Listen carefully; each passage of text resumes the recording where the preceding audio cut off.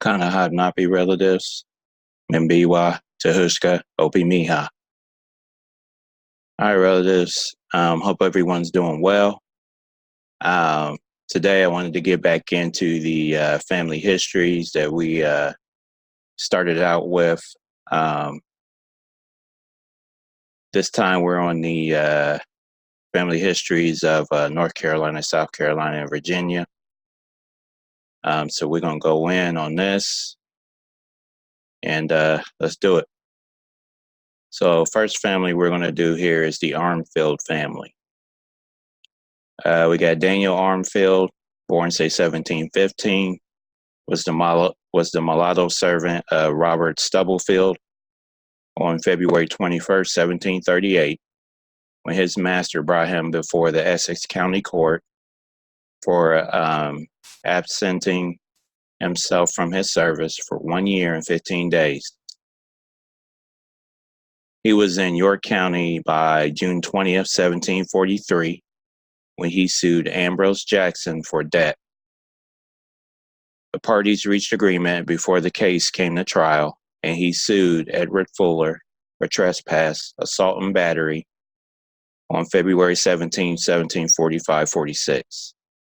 The court found in Daniel's favor and awarded him 40 shillings damages after hearing testimony from Joseph Lark, who traveled 21 miles to testify, and Pearson Pickett, who traveled 25 miles. He, a free Negro, and his wife Elizabeth registered the birth of their son Matthew in Bruton Parish, James City, and York counties in 1746. And it says on July 19, 1746-47, the York County Court presented him for not listing his wife as a titleable. Peter Gillette's suit against him was dismissed in court on September 22nd, 1747, because both parties were in agreement. On August 15, 1748, he sued the executors of John Crawley for debt, but the case was dismissed at his expense. Peter Gillette was an evidence against him. On February 20th, he brought a second suit against Crawley's executors for a debt due by account, and the court ruled against him again. He sued Peter Gillette for trespass, assault, and battery on September 10th, 1760, and the court ordered Peter to pay him 6 pence. Daniel's witnesses were Thomas Blassingame, William Lyon, and David Bartley. He sued William Lyon Jr. for trespass, assault, and battery on December 19, 1763, and was awarded 40 shillings. On December 17, 1764, the court presented him for not listing his daughter Betty and Martha as titleables. On March 4th, 1759, Elizabeth was paid 10 shillings by Anne Timpson, orphan of William Timpson, for serving as midwife to a slave. Daniel and Elizabeth were the parents of Elizabeth, born about 1734. Martha, born say 1740, sued by Anne Gwynn and her next friend, Jane Savvy, or Savoy, in York County for trespass, assault, and battery on May 16, 1763. It says she was found not guilty. She was called a free mulatto when the birth of her bastard child, William Always, was recorded in Bruton Parish in 1765. She and Israel Always, or Alvis, free mulattoes, were married by March 13, 1767, when their daughter Elizabeth Always was born. Next, we got Matthew, born February 26, 1746. Then we got Mary, taxable in the upper district of York County on a free titleable, a horse and 4 cattle, in 1783. All right. Then it says Elizabeth Armfield, born about 1734, was sued for trespass, assault and battery in York County by Anne Gwynn and her next friend Jane Savvy or Savoy on May 16, 1763. She was found guilty and ordered to pay 20 shillings. She was called a Freemulatto when she registered the birth of her son James in Broughton Parish in 1766. She was taxable on her property in York County from 1782 to 1803, on 13 cattle in 1782, on 1 to 2 slaves from 1792 to 1797, on 2 free tithables in 1802, called Betty Lyons in 1790, 1791, and 1793. And it shows where you can see this information, where you can look it up. She registered in York County on September 25th, 1800. 5 feet 6 inches high, age 66 years, a bright mulatto, long gray hair, born of free parents in the parish of Broughton in County of York, and was head of a York County household of 7 other free in 1810.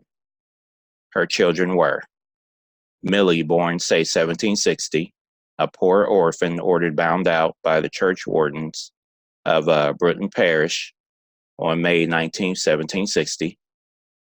James, born March 16, 1766, bastard son of Elizabeth Armfield, called James Lyons when he was taxable in York County in 1788. And we got Daniel, born February 15, 1768, baptized April 3rd, called Daniel Lyons when he was taxable in York County from 1788 to 1814, taxable on a slave from 1795 onwards. And it shows where you can find that information. All right, let's keep it moving. Matthew, born about 1779. Warren, born, say, 1781, taxable in York County in 1803 and 1805. John Lyons, born January 22nd, 1783, baptized March 26, 1783, son of Betty Armfield. William Lyons, born about 1787, registered in York County on December 16, 1822, a bright mulatto about 35 years of age, has short hair, born free. When William renewed his registration 9 years later, on September 28, 1831, the clerk added the notations, since the above has become bald, wears whiskers, gray beard, and much the appearance of an Indian. And then it says, that's in the Free Negro Register, 1798 to 1831, number 194. Then we got Nancy Lyons, head of a Richmond City household of 1 other free in 1810. All right, keep it moving. Next, we have Matthew Armfield, born about 1779, was taxable on his own tithe in 1803, and taxable on a slave and a horse in 1805. He registered in York County on December 16, 1822, about 43 years old, 5 feet 7 and 1/4 inches high. His wife Nancy Armfield registered on September 19, 1831. Wife of Matt, a person of light complexion, about 43 or 44 years of age, 5 feet 1.5 inches high, black eyes, long thin face, high cheekbones. He was head of a York County household of 5 other free in 1810. He was the father of Betsy, born about 1808, registered in York County on September 19, 1831. Daughter of Matt, light complexion, 23 years of age, 4 feet 9 inches high, full face, black eyes, fine long black hair, Dutch maid, and pouting lips. All right, relatives. So that was the Armfield family that we just went over. And as usual, they gave some dates of birth, the county that they lived in, the kids' names. So if the Armfield surname is showing up in your genealogy, make sure to check this out because this has some very good information on things that you can plug in to find where these people were at. All right, and some good dates, when the first Armfield that was recorded, when he was born. All right. So our next family that we're going to do is the Armstrong family. All right. So we got Frances Armstrong, born, say, 1735. Was probably the mother of Peg Armstrong, no age or race mentioned, who was bound apprentice to William McPherson in Norfolk County on April 17, 1760. She was living in the adjoining county of Henrico on May 3rd, 1762, and June 2nd, 1766, when the court ordered her mulatto children, Thomas, Adam, Rachel, Judith, and Tobias, bound out by the church wardens of Henrico Parish. In July 1777, she was living in the adjoining county of Goochland when her son Bob Armstrong, a mulatto boy, was ordered bound out by the church wardens of St. James Northam Parish.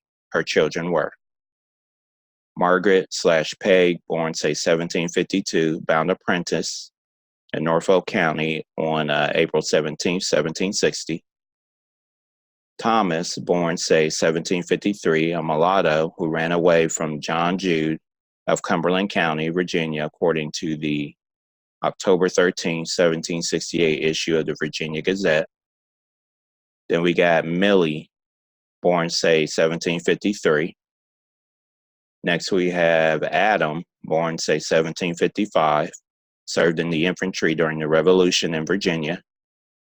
General Morgan received his pay of 102 pounds on April 7, 1783, and William Reynolds received his pay of 5 pounds on January 24, 1784. Let's click on this image real quick just to see what it pulls up from Fold 3. All right, I'm not signed in right now, so we'll do that another time. All right, it says he received bounty land based on his discharge on March 1st, 1780 by Colonel Potterfield after 3 years service. He married Mary Scott, November 18, 1796. Henrico County bond, Benjamin Scott security, and was taxable in the lower district of Henrico County from 1787 to 1788, and a free Negro taxable from 1804 to 1809. And it says taxable in Richmond City from 1791 to 1797. All right, then we got Rachel, born, say, 1757. Then we got Judith, born, say, 1759. Next, we got Tobias, born, say, 1761, in the muster of light infantry of Lieutenant Colonel Thomas Posey's detachment of Virginia troops from January 1 to April 1, 1782, enlisted in the Revolution in Virginia in May 1779, and served for the war according to an affidavit from Lieutenant N. Darby of the 1st Virginia Regiment on June 30th, 1783. Then we got Robert, born, say, 1777, bound apprentice in Goochland County in July 1777. He was a free Negro taxable in the Northern District of Campbell County from 1782 to 1798. He was living in Lynchburg on February 16, 1779, when he received a certificate from George Jude of Campbell County that he had served his time from childhood to the age of 21 with trust and fidelity, at which time he gave him his freedom. He was a mulatto taxable in Powhatan County from 1804 to 1810. All right. Next, we got Millie Armstrong, born about 1753, registered in Campbell County on August 9th, 1803. She was 5 feet 1.5 inches, years of age 50, color black, born free in Hanover County. And then it says she may have been the mother of, we got Benjamin, born, say, 1769. William, a free Negro, counted in Campbell County with a female over the age of 16 in his household. And we got Lucy, born, say, 1780, head of a Richmond City household of 4 other free in 1810. Next, we got Judah, born about 1780, registered in Campbell County on January 20th, 1802, age 22, 5 feet 6 inches, color black, born free. Next, we got Sally, born about 1785, registered in Campbell County on August 9th, 1803, 5 feet 5 inches, age 18, color yellowish, born free in Hanover County. Then it shows where you can see her information. All right, keep it moving. Rachel Armstrong, born, say, 1757, was living in Powhatan County on February 15th, 1787, when the court bound her son William Armstrong as a shoemaker to Samuel White. She was head of a Campbell household of 8 other free in 1810. She was the mother of Frank, a mulatto, orphan bound by the church wardens of Southam Parish to John Dean by order of the Cumberland County Court on June 26, 1777. Ordered bound out by the church wardens of Southam Parish in Powhatan County on October 21st, 1779. He was a mulatto taxable in Chesterfield County in 1791. Next, we got William, born about 1778, a mulatto taxable in Powhatan County from 1800 to 1815, listed with 2 free Negroes and mulattoes over the age of 16 in 1813. He married Nancy Coy, 21 years of age, free Negroes, July 13th, 1809, Powhatan County bond, Charles Coy, surety. He registered in Powhatan County on December 19th, 1822, age 44, color yellow, stature 5'9.5", born free. Then next we got James, a mulatto taxable in Powhatan County in 1804 and 1805. All right, keep it moving. Next we have Judith Armstrong, born, say, 1759, was living in Powhatan County on September 18, 1783, when the court ordered the church wardens to bind out her son David Armstrong. She obtained a certificate of freedom in Powhatan County on July 14th, 1804, a free woman that served the last of her time with me, Sam H. Saunders. And then it shows where you can see her free Negro certificate.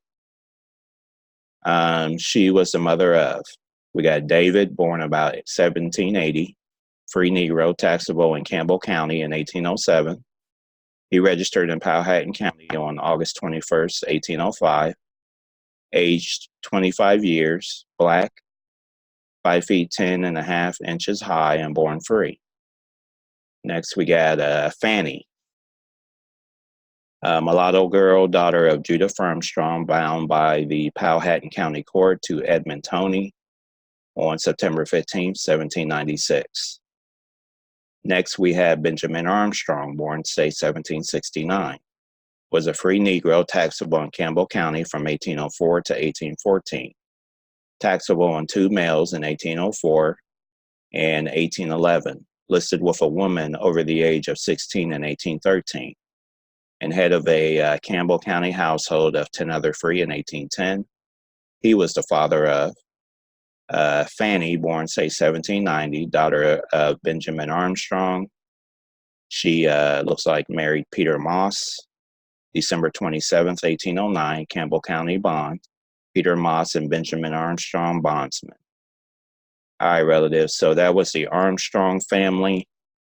Again, we got some really good information here for genealogy searches. You got birth dates, the kids' names, counties that these people lived in. So again, if that Armstrong name is coming up in your genealogy, this is some good information to go off of. All right, relatives, let's keep it moving. And next we will do the Arnold family. All right.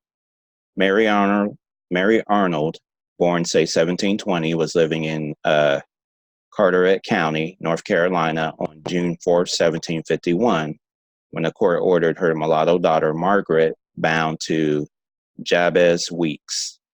Her children were Moses, born, say, 1740, Margaret, born about 1744, 7 years old when she was bound apprentice on June 4th, 1751. And it says Moses Arnold, born, say, 1740, and his wife Mary were taxables in the Western District of Norfolk County, Virginia, from 1761 to 1768. And he was a free mulatto, taxable in the district on the south side of Tanner's Creek until 1780. He was taxable in Norfolk County from 1783 to 1791, taxable on a slave under the age of 16 named Bess in 1783, called a free mulatto in 1788. And it says, and head of a Norfolk County household of 2 whites in 1785. It says he may have been the father of Robert, born, say, 1770, Joseph, born, say, 1780. All right, Robert Arnold, born about 1769, was a free Negro, taxable in St. Anne's Parish, Albemarle County, in 1789, and from 1798 to 1801. And it says taxable in Nelson County from 1809 to 1826. Counted in the list of free Negroes and mulattoes in 1814 as a 45-year-old blacksmith with 28-year-old wife Dolly Arnold, and with children John, Drury, Sarah, Elvira, and it says in 1814 also listed with Robert in 1818. All right, and it says, and head of a Nelson County household of 5 of their free in 1810 and 10 free colored in 1830. His wife, Dorotha Arnold, registered in Amherst County in November 8, 1843. It says, wife of Robert Arnold, a bright mulatto, about 56 years of age, 5 feet 6 inches high, born free. They were the parents of Jonathan, registered in Amherst County on November 8, 1843, born on the 12th of March, 1804, a brown mulatto, son of Robert and Doshia Arnold. Then we got Drury, registered in Amherst County on November 8, 1843, born August 15, 1809, dark mulatto, son of Robert and Doshia Arnold. Then we got Elizabeth, daughter of Robert Arnold, married Edward Winters in Amherst County in 1839. Elizabeth registered in Amherst County on November 15, 1843, wife of Edward Winters, bright mulatto, 24 years old, born free. Then we got Elvira Ann, married Thomas Winters in Amherst County in 1833. Elvira registered in Amherst County on March 18, 1844, wife of Thomas Winters, free woman of color, 29 years old, bright mulatto, born free. And then we got Robert, born about 1816. All right. It says Joseph Arnold, born, say, 1780, was a mulatto, taxable in King William County, Virginia, in 1813. He was probably the husband of Rhoda Arnold, who was head of a King William County household of 7 free colored in 1830, and taxable on a horse in King William County from 1833 to 1842. Listed next to Joseph Arnold in 1834, in the same household as Robert and Joseph Arnold in 1839. Rhoda may have been a daughter of Stephen Freeman by a Pamunkey Indian woman. And then it says on May 14th, 1840, Jane Collins, a free woman of color, testified in New Kent County that Molly Holt, Rhodey Arnold, Billy Sampson, and Squire Osborne, three persons of color, were the only heirs to Stephen Freeman, John Freeman, and Robert Mush, who were soldiers in the Continental Line.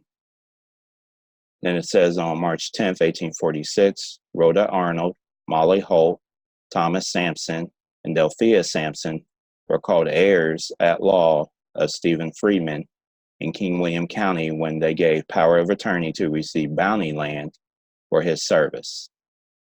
And it says Joseph and Rhoda were probably the parents of. We got Joseph taxable on 2 horses in King William County in 1833 and 1834, but not taxable on his own tithe. An Indian taxable in King William County from 1844 to 1848. He was one of the Pamunkey Indians who signed a letter to the governor on March 26, 1842, rebutting a petition by King William County residents that their land should be sold because they all have 1/4 or more of Negro blood.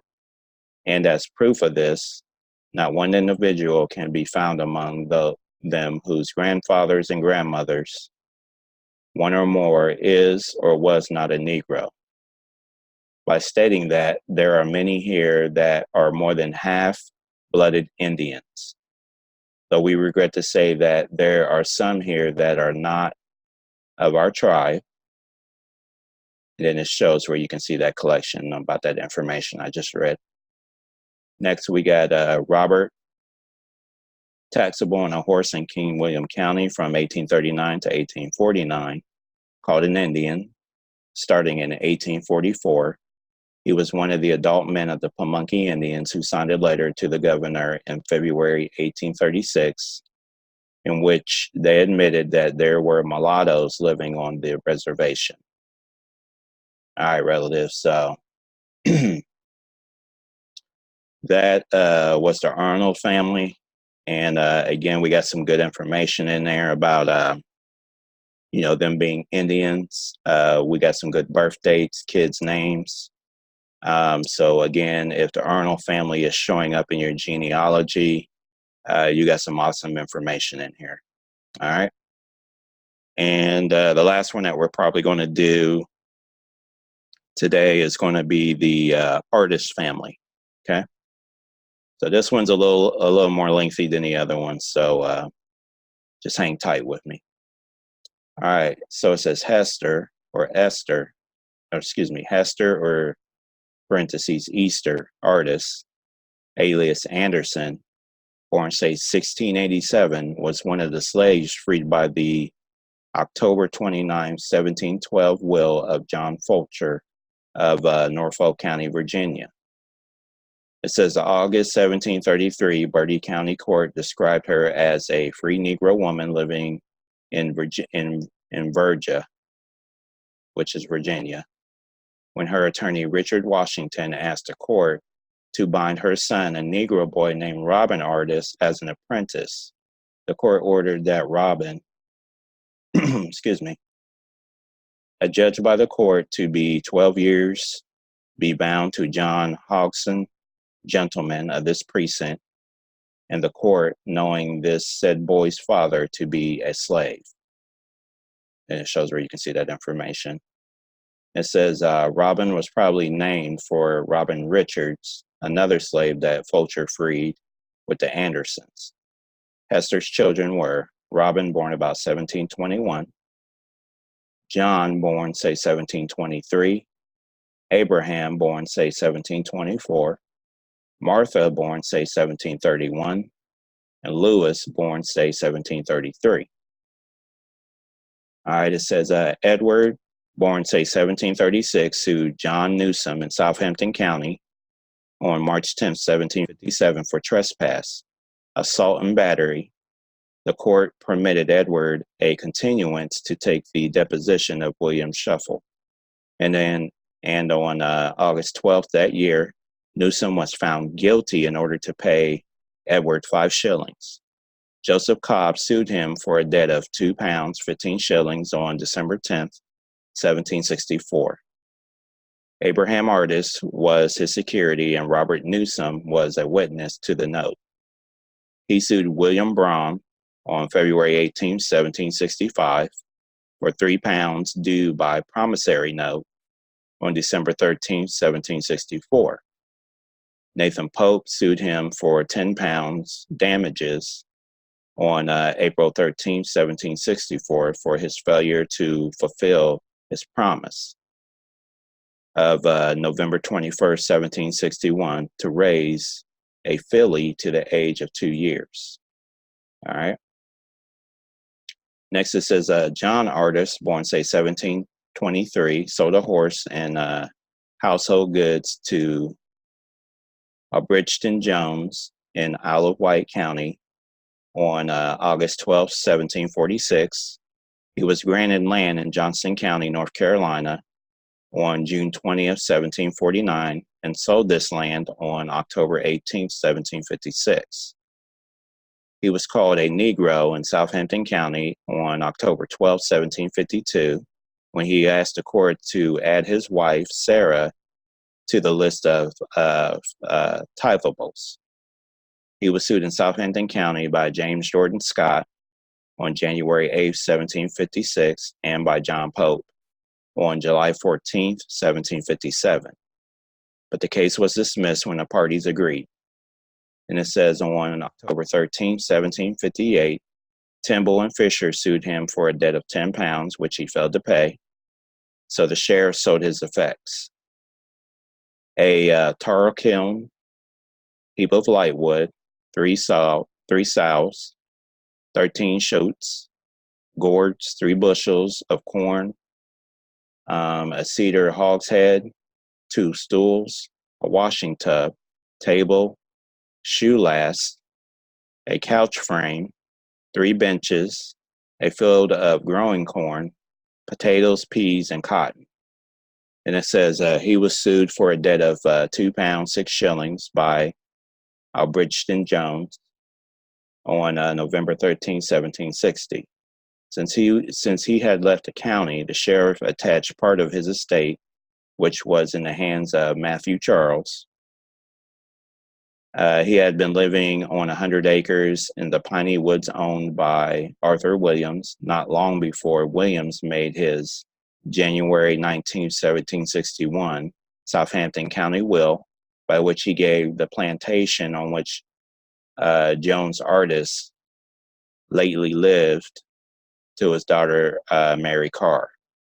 And it says on February 8, 1776, the court ordered the church wardens of St. Luke's Parish to bind out his poor children, Martha, Joyce, Mildred, Milbra, Hester, Tempe, and Hardy H. Artist. He was the father of. It says John Jr., born, say, 1744. William, born, say, 1745, died before June 11th, 1772, when the inventory of his estate was returned to court in Southampton County. Next, we got Archibald, born, say, 1753. Milbury, born about 1765. Tempe, born, say, 1768. Martha, born about 1770. And then Joyce. It says Mildred, born, say, 1772, mother of James Artist, who was ordered bound out in Southampton County on July 10th, 1794.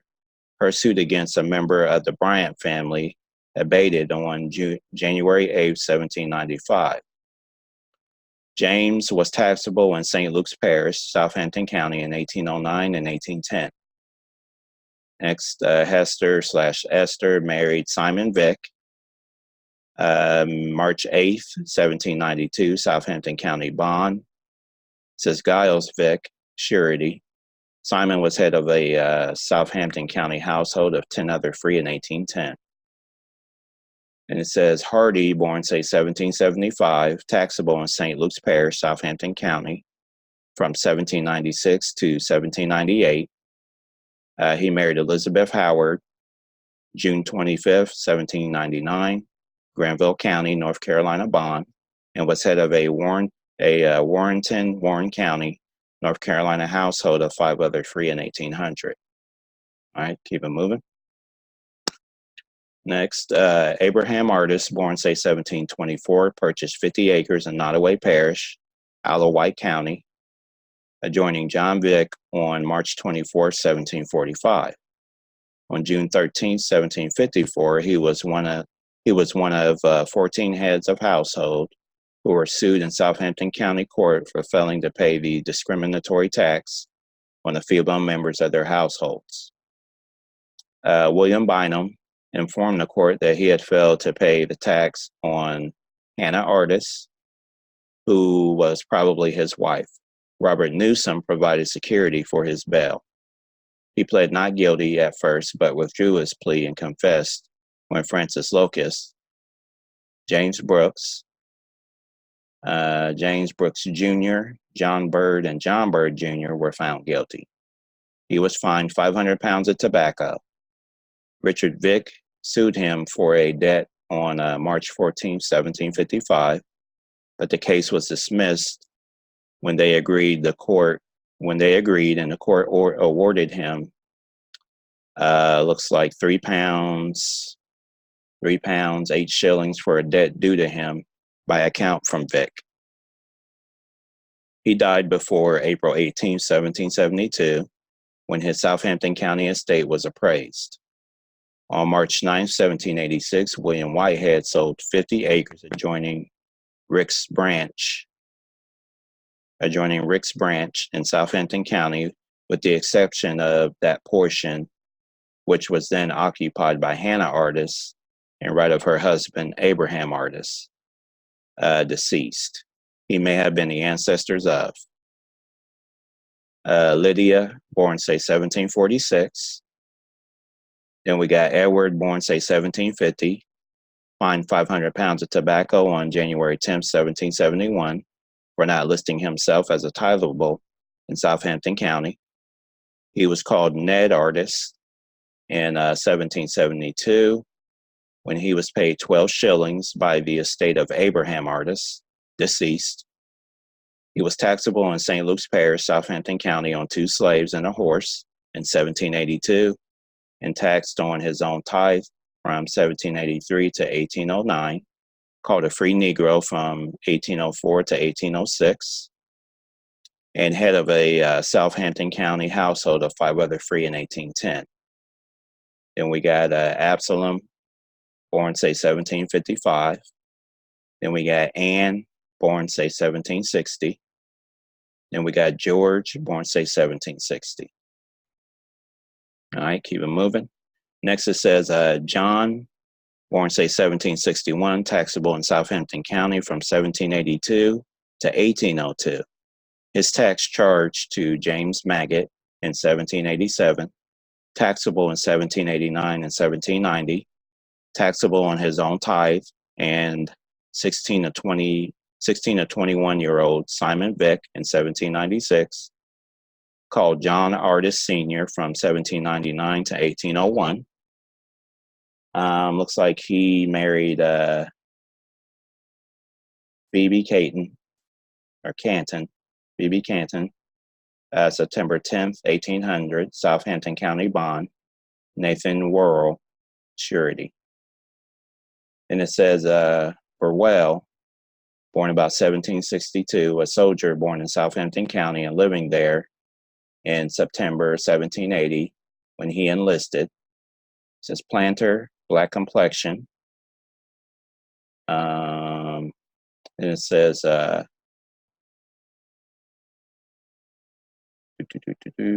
it says John Taylor received his final pay of 36 pounds for services in the infantry on May 13, 1783. And then it shows here where you can find both of these things I just read.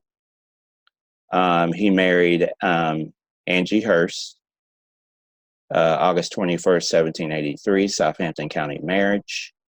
He was taxable in Southampton County from 1785 to 1792.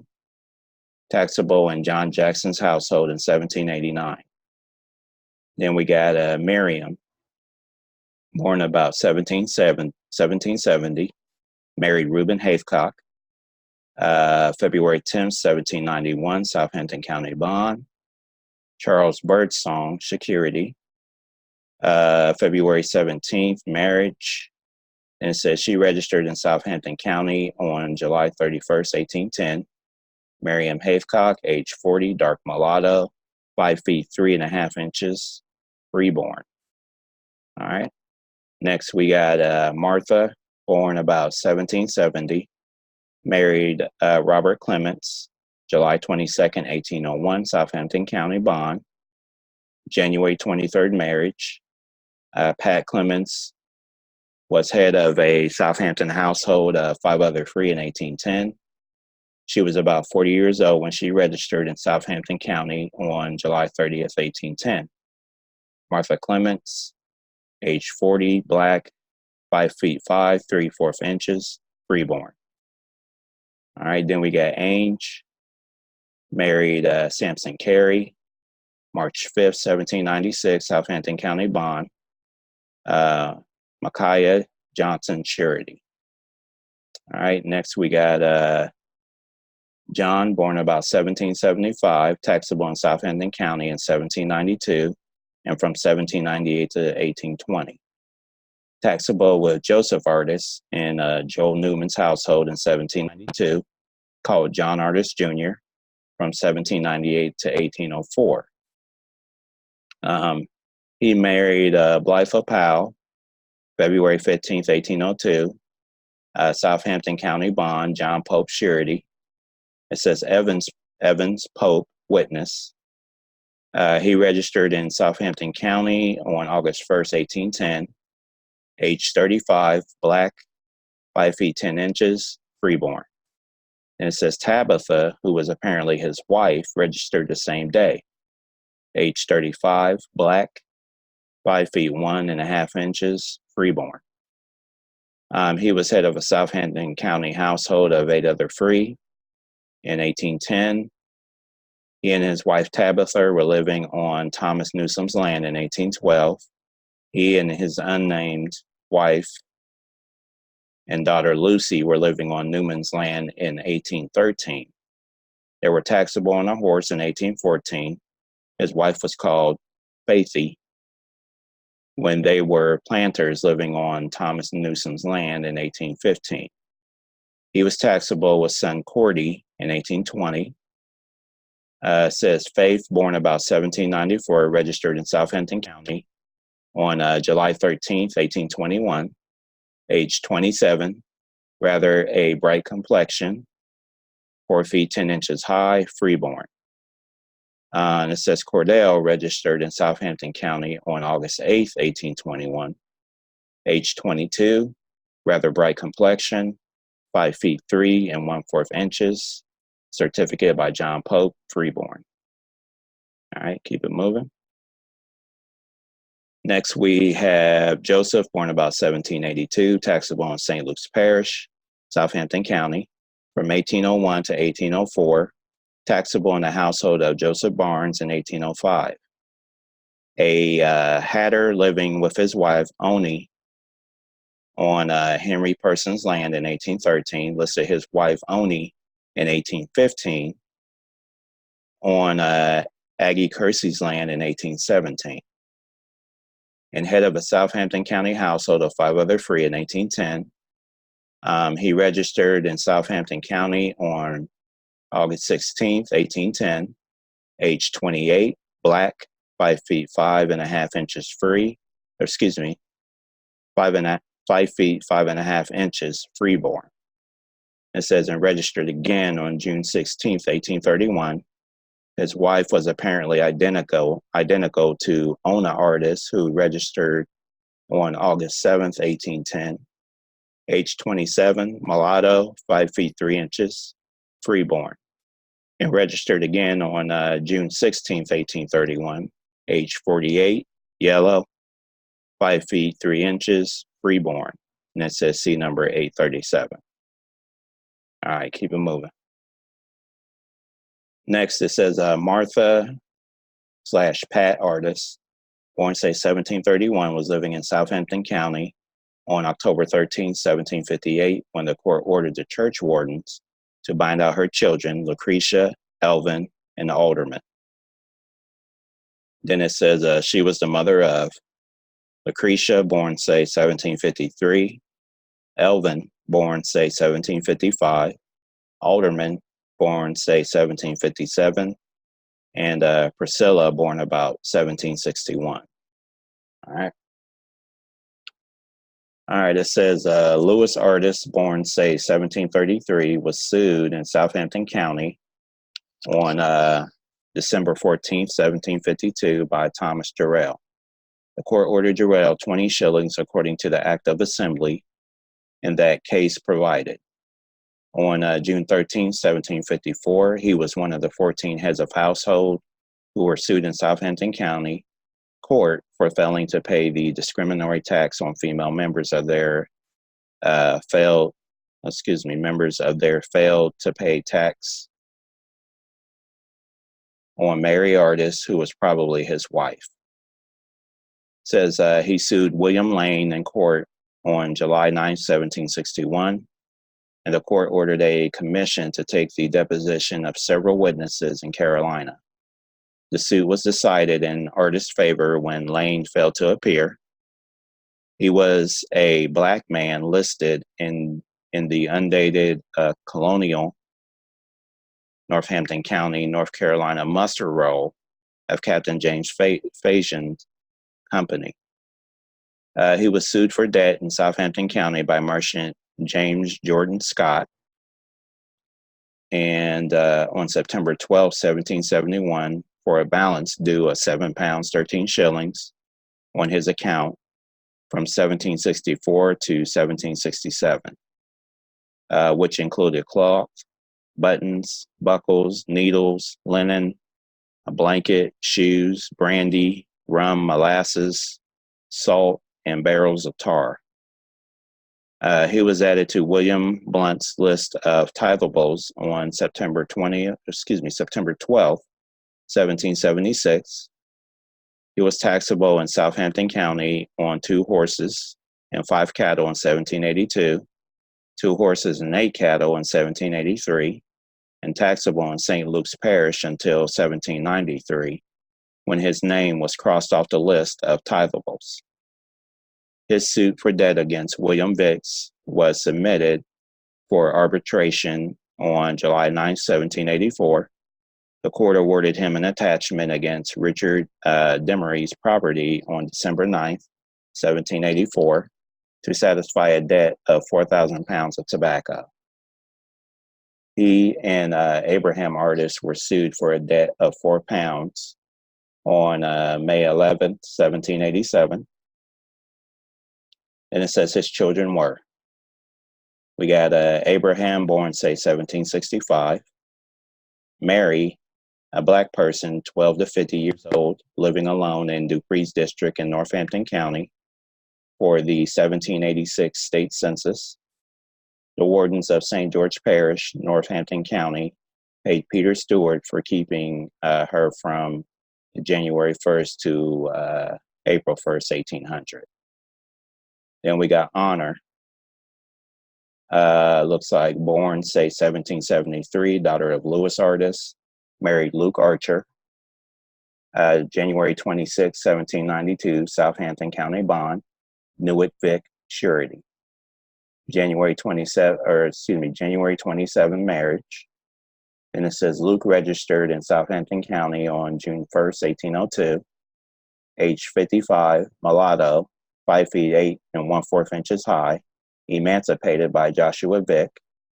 Then it says so deed. His widow Hannah Archer was taxable in Southampton County on a horse in 1805 and 1806. On April 21st, 1807, the Southampton County Court summoned George Artist and his wife Hannah the administrators of Luke Archer's estate to give supplemental security for the administration of the estate. Hannah Artist registered in Southampton County on July 30th, 1810. Says age 35, black, 5 feet 6 inches, freeborn. She may have been the Hannah Artist who obtained a certificate of freedom in Rockingham County, Virginia on February 25th, 1832. It says Sally Mitchell made oath that she knew Hannah Artist for about 18 or 19 years. To her certain knowledge, had 6 children: William, Fanny, Mariah, Stapleton, Lasses, and Elias. Elias. Her daughter Maria registered in Rockingham County on March 13th, 1832, between 21 and 22 years of age, 5 feet 1.5 inches high, a bright mulatto woman, and was freeborn. All right, keep it moving. We got Benjamin, born 1783, complained to Southampton County Court against his master, John Day, on August 17th, 1801. He registered in Petersburg on October 13th, 1806. A brown, free Negro man, 5 feet 6 inches high, 23 years old, born free and raised in Northampton County. All right, keep it moving.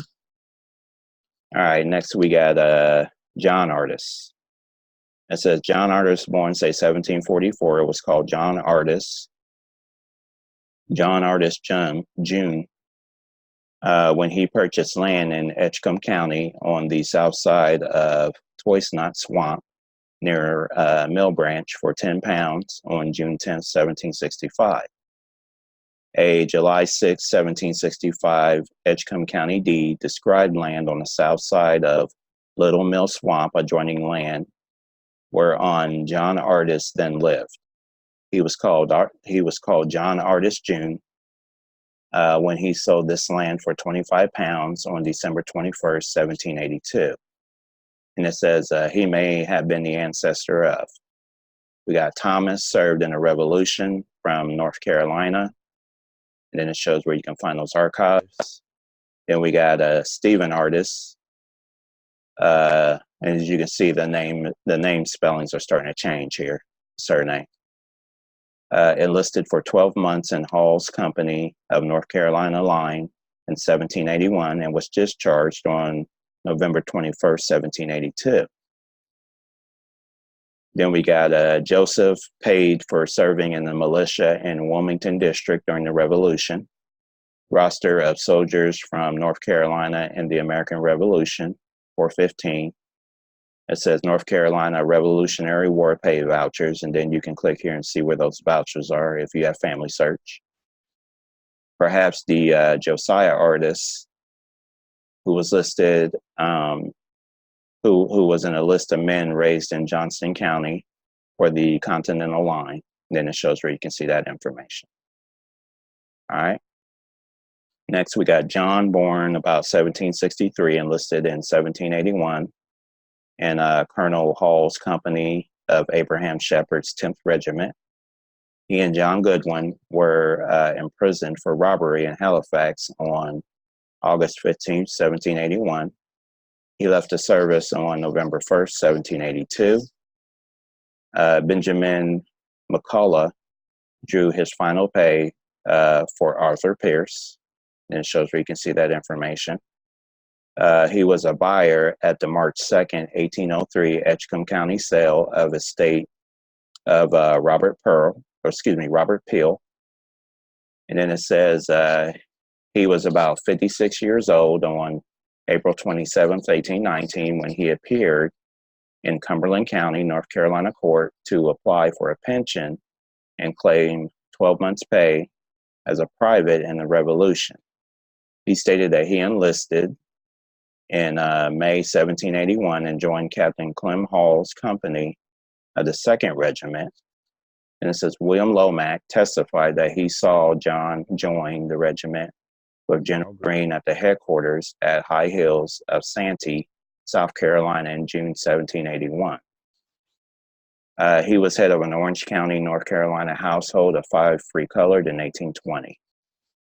Then we have Lanier, born, say, 1765, head of a Edgecombe County, North Carolina household of 5 other free in 1790.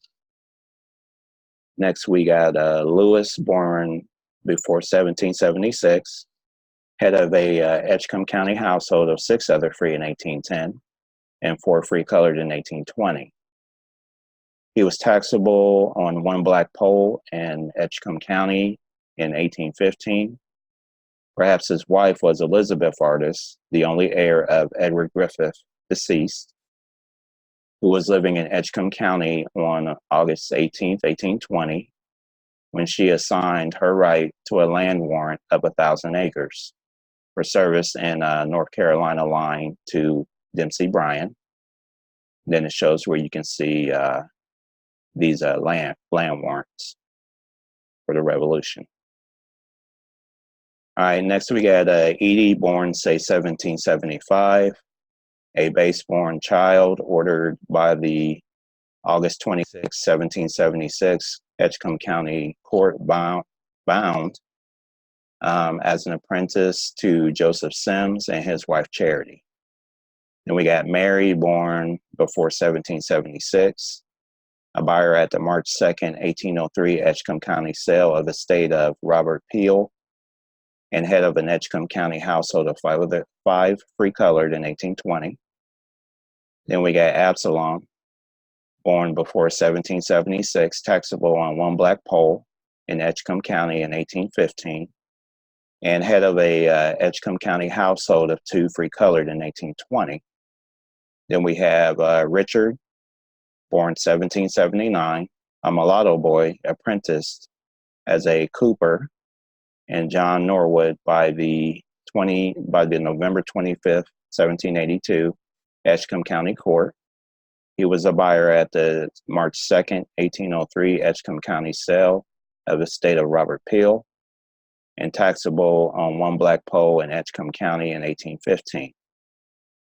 Then we have William, born, say, 1780, a mulatto, head of an Edgecombe County household of 2 other free in 1800 and 3 in 1810.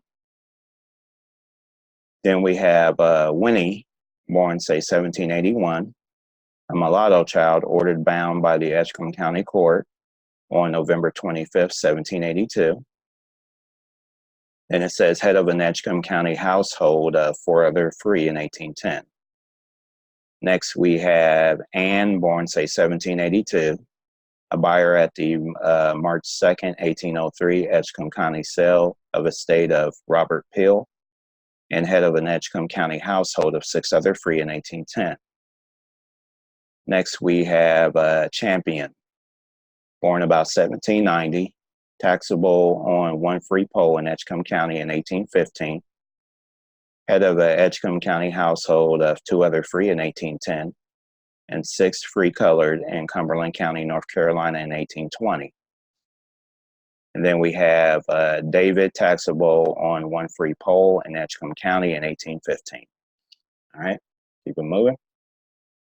It says Archibald Artist, born, say, 1753, was paid for serving in the militia in Wilmington District, North Carolina during the Revolution. He received voucher number 511 in New Bern District for a 9-pound specie on August 19, 1782 for militia duty in Anson County as per Captain Griffin's payroll. It says he died before November 1782 when Stephen Powell was granted administration of his estate in Johnston County on a bond of 200 pounds. The account of sale of the estate totaled a little over 43 pounds. He was mentioned in the Revolutionary War pension application of Holiday Hathcock, which had a testimonial by William Bryan, a justice of the peace, that in the times of our Revolutionary War, free Negroes and mulattoes mustered in the ranks with white men in said state. This This affiant has frequently mustered in company with said free Negroes and mulattoes. That class of persons were equally liable to draft and frequently volunteered in the public service. This affiant was in the Army a short time at Washington at the time Craig was near that place, and remembers that one mulatto was in his company as a common soldier whose name, Archibald Artist, sworn to and subscribed this 21st day, November 1834. All right, keep it moving. And then it says, since he served in the Revolutionary War and died about 1782, he may have died while in the service. Delilah Artist, who was taxable on 60 acres in Johnston County in 1784, was probably his widow. And it says, in May 1786, the Johnston County Sheriff was ordered to bring 2 of his orphans, unnamed, to court to be bound out.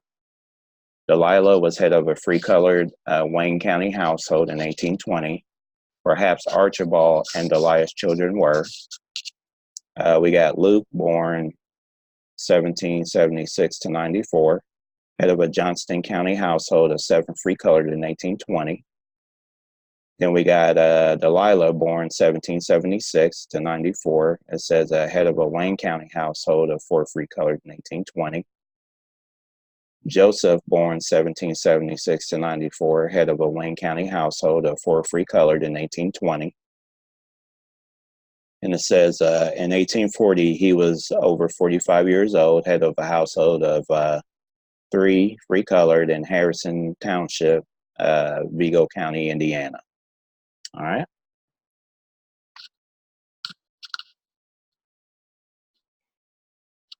All right.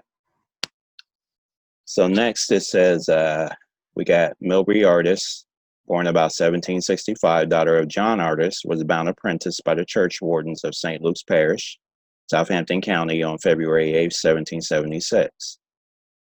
She was the mother of Amy and Polly Artist, who were ordered bound out in Southampton County on July 10, 1794.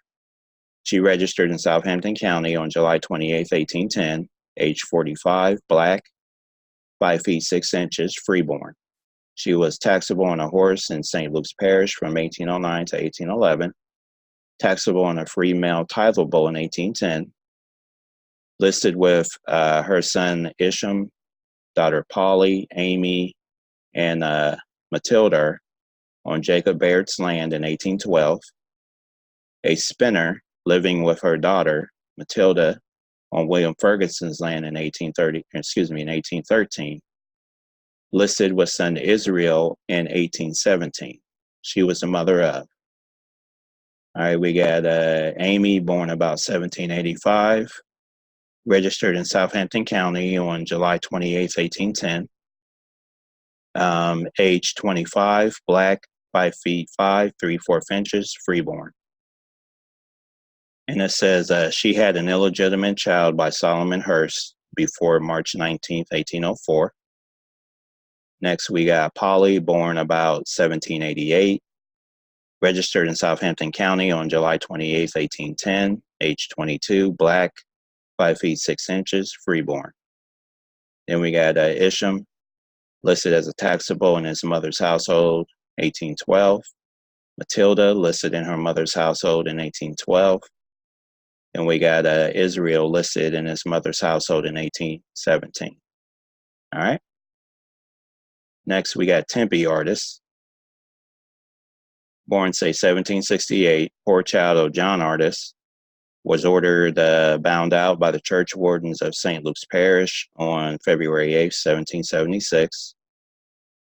She was the mother of Norburn and Edwin Artist, who were ordered bound out by the overseers of the poor of Nottoway Parish, Southampton County, on October 15, 1804. It says she was the mother of Norburn, born about 1794, ordered bound out on October 15, 1804. He registered in Southampton County on January 7, 1816, age 22, black, 5 feet 6 inches, freeborn. And then we got Edwin. All right, keep it moving.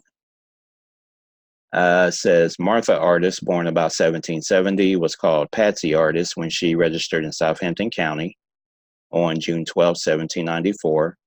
About 28 years old, a free woman, born of free parents in Southampton, black. She was a plaintiff in a suit against a member of the Bryant family, which abated in Southampton County Court on January 8, 1795. And it says she was the mother of, we got Rhoda, born about 1784, registered in Prince Edward County on August 20th, 1811. A black woman aged about 27 years, about 5 feet 2.5 inches high, residing in Prince Edward County, daughter of Patsy Artist, a free woman. And then we got Mason, born about 1786, obtained a certificate in Prince Edward County in August 1811, reported to be daughter of Patsy Artist, 25, 5'5". All right, next we got Burwell, born about 1788, registered in Prince Edward County in February 1811.